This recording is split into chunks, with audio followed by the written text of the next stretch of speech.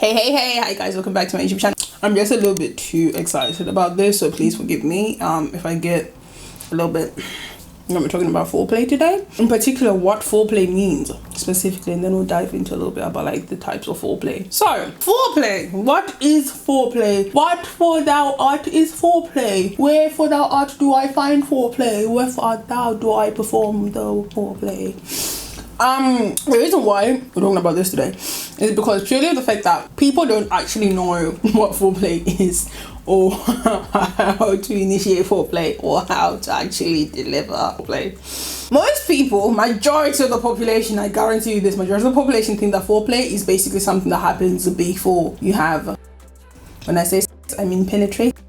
That's what most people think foreplay is. Wrong! That's not what foreplay is. Sorry to break it to you, but that's not what foreplay is. Foreplay basically just means the act, okay?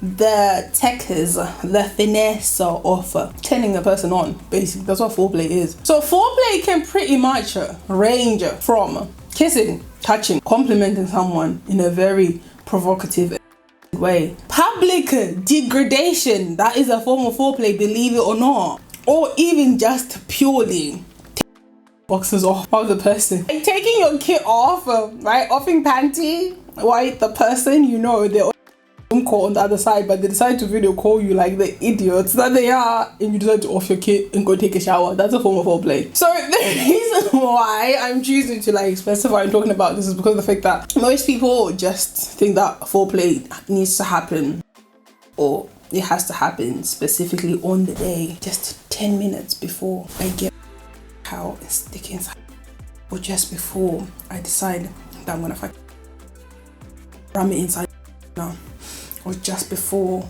I decide to, and then sit on their face and potentially make them die because they decided that they like being suffocated. I've got some thick thighs and I'm gonna put them to use because my mama gave them to me. That's not what foreplay is. That's really not what foreplay is. To some people, that is a form of foreplay. But what we're talking about here specifically is the fact that the duration of what foreplay is. For certain people like me, I don't know what category that falls in, but I actually like foreplay to last as long as a week. I said what I said. Okay.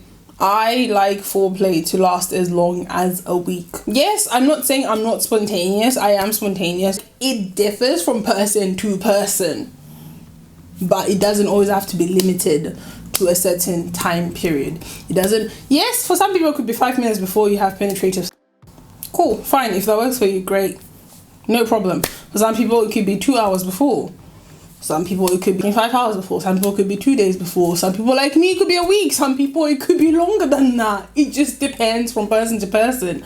But foreplay is not limited to a certain thing. It's not limited to, it's not categorized to be like, oh, if you kiss her on the neck. There's no checklist to foreplay, by the way.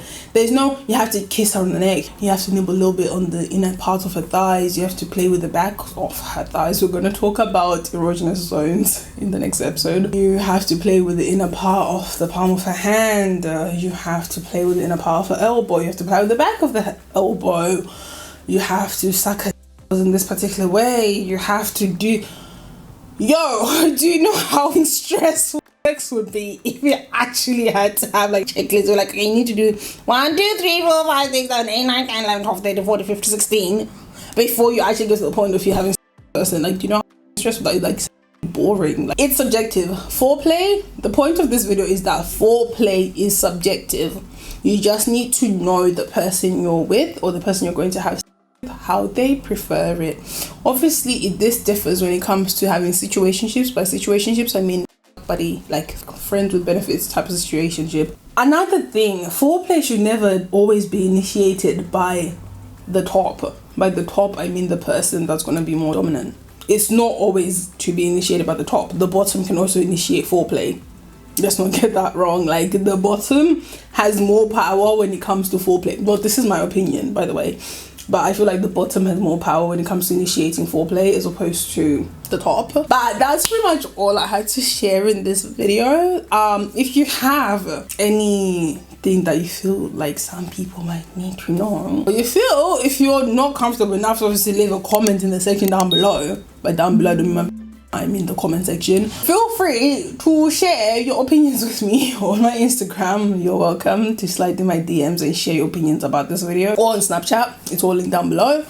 But yeah, feel free to share your opinions, and also if you feel that anyone might learn or benefit from watching this video, feel free to share it with them.